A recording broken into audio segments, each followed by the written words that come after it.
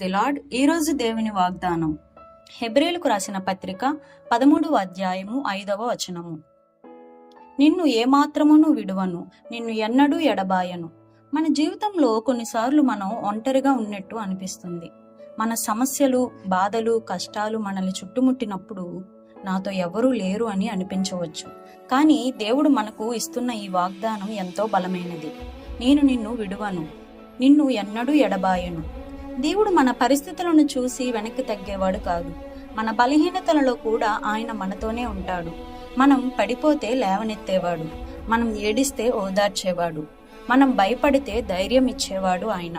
నీ జీవితంలో ఎంత పెద్ద సమస్య వచ్చినా, ఎంత చీకటి పరిస్థితి వచ్చినా దేవుడు నిన్ను ఎప్పుడూ ఒంటరిగా వదిలిపెట్టడు.